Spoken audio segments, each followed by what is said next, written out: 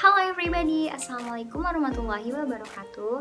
Back again with my Putri Diana Effendi from the 2019 Physics Education from the Sultan Ageng Tirtayasa University. Well, here I'm giving a little material about optical instrument, namely microscope and binocular. Subjects called Physics Learning to a lecturer in the course Ibu Indri Sari Utami MPD. Well, before starting the study, let's pray each other believe. Pray begin. Finish. You were absent first in the WhatsApp group. Okay, straight to the optical instrument material. Apa sih optical instrument atau alat optik itu? Nah, alat optik merupakan alat-alat yang menggunakan kaca atau cermin untuk memanfaatkan sifat-sifat cahaya, yaitu yang dapat dibiaskan dan juga dapat dipantulkan. Nah, cahaya tersebut digunakan untuk melihat. Nah, ada banyak macam alat-alat optik diantaranya, yaitu ada mata, kacamata, loop, kamera, mikroskop, teropong, dan lain-lain. Nah, pada pertemuan kali ini kita berbicara mengenai alat optik, yaitu mikroskop dan juga teropong. Mikroskop adalah suatu alat optik yang digunakan untuk melihat benda-benda berukuran mikro atau kecil yang mampu menghasilkan perbesaran hingga ratusan kali. Sebuah mikroskop terdiri dari dua buah lensa cembung, yaitu lensa objektif dan juga lensa okuler. Apa sih lensa objektif? Nah, lensa objektif adalah lensa yang ditempatkan dekat ke objek pengamatan. Sedangkan lensa okuler adalah lensa yang terletak di dekat mata. Nah, sebelum kita mempelajari mikroskop lebih jauh, alangkah baiknya kita mengetahui bagian-bagian dari mikroskop itu sendiri, serta fungsi-fungsinya juga. Oke, jadi bagian-bagian dari mikroskop itu apa aja sih? Ya, yang pertama ada lensa okuler. Apa itu lensa okuler? Lensa okuler adalah lensa yang terletak dekat ke mata observer atau pengamat. Nah, apa sih fungsinya lensa okuler ini? Lensa okuler berfungsi untuk membuat bayangan yang maya, tegap, diperbesar dari lensa objektif. Selanjutnya ada tabung mikroskop atau tubus. Nah, ada bagian mikroskop berbentuk tabung yang berfungsi untuk mengatur fokus dan menghubungkan lensa okuler dengan lensa objektif. Terus ada revolver, adalah bagian mikroskop yang berfungsi untuk perbesaran lensa objektif. Terus ada lensa objektif. Apa sih lensa objektif? Adalah lensa yang berada dekat dengan objek yang akan diamati. Nah, lensa objektif ini adalah lensa yang berfungsi untuk membentuk bayangan yang nyata, terbalik, dan juga diperbesar. Pembesaran dari lensa objektif bisa diatur oleh bagian revolver yang ada pada mikroskop. Selanjutnya ada meja kerja atau meja mikroskop, di mana meja ini berfungsi untuk meletakkan objek yang akan diamati. Selanjutnya ada kondensor, di mana bagian kondensor ini berfungsi untuk mengumpulkan cahaya dan bagian kondensor ini bisa dinaik turunkan. Nah, selanjutnya ada makrometer atau pemutar kasar. Nah, bagian mikroskop ini berfungsi untuk menaik turunkan tabung mikroskop dengan cepat. Selanjutnya ada mikrometer atau pemutar halus. Nah, pada bagian ini berfungsi untuk menaik turunkan tabung dengan lambat. Nah, biasanya mikrometer ini lebih kecil dibanding makrometer. Selanjutnya ada reflektor, di mana reflektor ini adalah bagian mikroskop yang berfungsi untuk memantulkan cahaya dari dua cermin, yaitu cermin datar dan juga cermin cekung. Nah, kapan sih menggunakan cermin datar? Itu pada saat ketika cahaya terpenuhi, sedangkan cermin cekung itu ketika cahaya itu kurang. Selanjutnya ada penjepit kaca, di mana penjepit kaca ini berfungsi untuk pelapis objek ketika akan diamati supaya tidak bergerak. Terus ada lengan mikroskop, di mana lengan mikroskop ini berfungsi sebagai pegangan mikroskop. Selanjutnya ada sendi inklinasi atau pengatur sudut, di mana pada sendi inklinasi atau pengatur sudut ini berfungsi untuk pengatur sudut tegaknya mikroskop. Yang terakhir ada kaki mikroskop, yaitu berfungsi untuk penopang mikroskop. Nah, pada mikroskop, seperti yang sudah dibahas tadi bahwa mikroskop mempunyai dua lensa, yaitu lensa objektif dan juga lensa okuler. Nah, di mana panjang fokus lensa objektif atau FOB, biasa kita singkat, ini lebih kecil dari panjang fokus lensa okuler atau kita singkat dengan FOK. Dan benda yang akan diamati diletakkan di ruang dua lensa tersebut, FOB dan juga FOK. Pada akhirnya, bayangan yang dibentuk oleh mikroskop adalah bayangan yang maya, diperbesar, dan terbalik. Nah, lensa objektif mempunyai panjang fokus yang sangat pendek, yaitu kurang dari 1 cm. Sedangkan lensa okuler mempunyai fokus hanya beberapa sentimeter saja. Kedua lensa tersebut dipisahkan oleh jarak L, yaitu jarak yang lebih besar dari FOB dan juga FOK. Bendanya terletak di sedikit luar titik fokus lensa objektif, akan membentuk bayangan yang maya, terbalik, dan bayangan ini terletak dekat lensa okuler. Lensa okuler berfungsi untuk alat pembesar yang sederhana, kemudian menghasilkan bayangan yang maya diperbesar dari bayangan yang dibentuk oleh lensa objektif. Nah, perbesaran total mikroskop merupakan hasil kali perbesaran yang dihasilkan objektif dengan perbesaran yang dihasilkan oleh lensa okuler. Adapun prinsip kerja mikroskop itu sendiri, yaitu mikroskop mempunyai dua lensa cembung, lensa objektif dan juga lensa okuler. Nah, adapun prinsip kerja yang digunakan dalam pembentukan bayangan pada mikroskop, yaitu sama dengan prinsip kerja pada lup atau kaca pembesar, yakni untuk melihat objek-objek kecil, akan tetapi mikroskop dapat digunakan untuk melihat objek yang lebih jauh lagi, karena perbesaran yang dihasilkan berlipat ganda dibandingkan dengan lup. Oleh karena itu, prinsip kerja dan proses pembentukan bayangan pada mikroskop sama dengan prinsip kerja pada lup. Nah, tadi kan sudah dijelaskan bahwa prinsip kerja pembentukan bayangan pada mikroskop. Nah, sekarang kita menuju prinsip kerja atau cara kerja mikroskop sederhana adalah lensa objektif akan membentuk bayangan benda yang nyata, terbalik, dan diperbesar. Bayangan benda oleh lensa objektif akan ditangkap sebagai benda oleh lensa okuler. Bayangan inilah yang tampak oleh mata. Kemudian ada proses pembentukan bayangan pada mikroskop. Pada mikroskop, objek yang akan diamati harus diletakkan di depan lensa objektif pada jarak FOB dan 2 FOB, sehingga bayangannya akan membentuk pada jarak lebih besar dari 2 FOB di belakang lensa objektif dengan sifat nyata dan terbalik. Bayangan lensa objektif dipandang sebagai objek oleh lensa okuler dan terbentuklah bayangan pada lensa okuler. Nah, agar bayangan pada lensa okuler dapat dilihat atau diamati oleh mata, bayangan ini harus berada di depan lensa okuler dan sifatnya maya. Hal ini terjadi ketika bayangan pada lensa objektif jauh dari lensa okuler.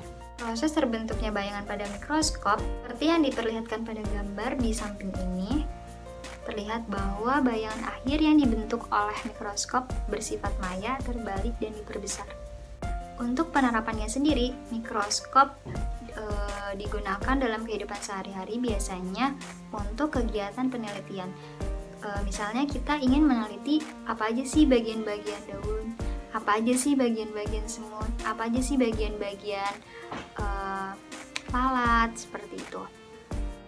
Dan secara matematis dapat ditulis seperti gambar di samping, yaitu D sama dengan S aksen OB plus SOK. Dengan keterangan D sama dengan panjang mikroskop, S aksen OK adalah bayangan dari lensa objektif ke lensa objektif, dan S aksen OK yaitu jarak bayangan objektif ke okuler. Nah, perbesaran total yang dihasilkan mikroskop merupakan perkalian antara perbesaran yang dihasilkan oleh lensa objektif dan perbesaran sudut yang dihasilkan oleh lensa okuler.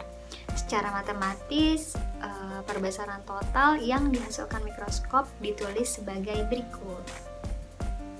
Dengan keterangan M adalah perbesaran total yang dihasilkan oleh mikroskop. Selanjutnya ada MOB, yaitu perbesaran yang dihasilkan oleh lensa objektif. Dan yang terakhir ada MOK, yaitu perbesaran sudut yang dihasilkan oleh lensa okuler. Nah, perbesaran yang dihasilkan oleh lensa objektif memenuhi persamaan berikut, yaitu MOB sama dengan S aksen OB per S OB.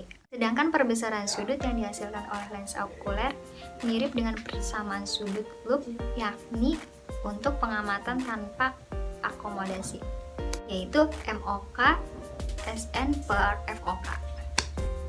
Dan untuk pengamatan mata yang berakomodasi maksimum, perbesaran sudut yang dihasilkan oleh lensa okuler yaitu MOK SN per FOK plus 1. Dengan keterangan FOK adalah panjang fokus lensa okuler. Nah, selanjutnya kita masuk ke bagian teleskop atau teropong. Nah, teropong atau teleskop adalah alat optik yang digunakan untuk melihat benda yang jauh agar tampak lebih dekat dan jelas. Contohnya seperti kita melihat bintang, bulan, dan lain sebagainya. Nah, pada dasarnya terdapat dua jenis teleskop, yaitu teleskop bias dan juga teleskop reflektif. Nah, teleskop ini didasarkan pada cara kerjanya yang didasarkan prinsip refraksi dan prinsip refleksi. Jadi, teleskop ini menggunakan sejumlah lensa. Menurut sejarah, teleskop yang pertama dibuat di negeri Belanda pada tahun 1608 oleh seorang penggosok kacamata yang kurang terkenal, yaitu Hans Lippershey. Nah, beberapa bulan selanjutnya setelah mendengar bahwa benda pada jarak tertentu dapat dibuat lebih jelas dengan bantuan lensa, ia merupakan orang pertama yang meneliti ruang angkasa dengan teleskop. Nah, ada pun teropong bias, yaitu yang biasa kita dengar dengan 4 macam, yaitu teropong astronomi atau teropong bintang, teropong bumi, teropong panggung atau teropong Galileo, dan teropong prisma dan binokuler. Ini kita masuk ke macam-macam teleskop atau teropong. Nah, langsung saja kita masuk ke macam-macam dari teleskop, yaitu ada teleskop bintang atau astronomi. Nah, teleskop atau teropong bintang ini digunakan untuk melihat atau mengamati bintang langit. Nama lain teropong bintang adalah teropong astronomi. Selain bintang, teropong ini juga dapat digunakan untuk mengamati benda-benda angkasa lain seperti kornet, asteroid, planet, dan lain sebagainya. Nah, teropong bintang ini terdiri dari dua lensa objektif dan juga lensa okuler. Keduanya menggunakan lensa positif, yaitu lensa cembung. Seperti halnya pada mikroskop, penggunaan teropong bintang ini dilakukan dengan dua cara, yaitu dengan cara mata berakomodasi dan mata tidak berakomodasi. Oleh karena itu, terdapat dua jenis rumus perbesaran dan panjang teropong, yaitu sebagai berikut. Nah, perbesaran teropong bintang untuk mata berakomodasi maksimum dirumuskan seperti M FOB per SOK, di mana M adalah perbesaran teropong atau teleskop, SOK adalah jarak lensa okuler, dan FOB adalah jarak lensa objektif. Sedangkan panjang teropong bintang untuk penggunaan mata yang berakomodasi maksimum dirumuskan seperti D sama dengan S aksen OB plus SOK, D sama dengan FOB plus SOK. Dengan keterangan D sama dengan panjang teropong, S aksen OB jarak bayangan lensa objektif, SOK jarak benda lensa okuler, dan FOB jarak fokus lensa objektif. Nah, sekarang untuk mata yang tidak berakomodasi, yaitu perbesaran teropong bintang untuk mata yang tidak berakomodasi dapat dirumuskan seperti gambar di atas, yaitu M sama dengan FOB per FOK. Sedangkan panjang teropong bintang dengan penggunaan mata tidak berakomodasi dapat dirumuskan sebagai, yaitu D sama dengan FOB plus FOK, dengan keterangan D adalah panjang teropong, FOB adalah jarak lensa objektif, FOK adalah jarak fokus lensa okuler. Nah, selanjutnya ada teropong bumi atau medan. Nah, teropong bumi atau teropong medan ini adalah teropong yang digunakan untuk mengamati benda-benda yang jauh di permukaan bumi, teman-teman. Nah, teropong jenis ini biasanya digunakan untuk oleh orang-orang yang di laut seperti nahkoda kapal, angkatan laut, bahkan para bajak laut zaman dulu. Selain digunakan di lautan, teropong ini juga dapat digunakan di wilayah daratan. Misalkan, para tentara menggunakan teropong ini untuk memantau keadaan di perbukitan. Nah, teropong bumi atau teropong medan ini menggunakan 3 buah lensa positif sekaligus. Ketiga lensa tersebut berfungsi sebagai lensa objektif, lensa okuler, dan lensa pembalik. Fungsi dari lensa pembalik yaitu membalikkan bayangan akhir yang dibentuk oleh lensa okuler, sehingga dihasilkan bayangan yang sama tegak dengan benda aslinya. Lensa pembalik ini diletakkan di antara lensa objektif dan juga lensa okuler. Nah, seperti halnya teropong bintang, rumus perbesaran dan panjang teropong bumi juga dibedakan untuk penggunaan mata berakomodasi dan juga mata tidak berakomodasi. Nah, untuk mata yang berakomodasi maksimum, perbesaran teropong bumi dapat dirumuskan sebagai berikut, yaitu M sama dengan FOB per SOK, di mana M merupakan perbesaran teropong, SOK adalah jarak benda lensa okuler, dan FOB adalah lensa fokus objektif. Sedangkan panjang teropong bumi untuk mata yang berakomodasi dapat dirumuskan sebagai berikut, yaitu D sama dengan FOB plus 4FP plus SOK, dengan keterangan D sama dengan panjang teropong, FOB jarak fokus lensa objektif, FP jarak fokus lensa pembalik, dan SOK jarak benda pada lensa okuler. Nah, selanjutnya untuk mata yang tidak berakomodasi. Untuk perbesaran teropong sendiri dapat dirumuskan sebagai M sama dengan FOB per FOK, dengan keterangan M adalah perbesaran total, FOK adalah jarak fokus lensa okuler, dan FOB adalah jarak fokus lensa objektif. Sedangkan panjang teropong bumi untuk mata yang tidak berakomodasi dapat dirumuskan sebagai berikut, yaitu D sama dengan FOB plus 4FP plus FOK. Nah, yang terakhir adalah teropong panggung atau teropong Galileo. Nah, teropong Galileo ini bentuk modifikasi dari teropong bumi. Jika pada teropong bumi terdiri dari 3 buah lensa sekaligus dengan salah satu lensa yang berfungsi sebagai lensa pembalik, maka pada teropong panggung ini hanya terdiri dari 2 lensa, yaitu lensa cembung positif dan lensa cekung negatif. Karena teropong panggung merupakan bentuk modifikasi dari teropong bumi, maka fungsi teropong panggung sama dengan teropong bumi, yaitu untuk mengamati objek-objek yang sangat jauh di permukaan bumi. Selanjutnya, perbesaran dan panjang teropong panggung juga dibedakan berdasarkan penggunaan dengan mata berakomodasi dan tidak berakomodasi.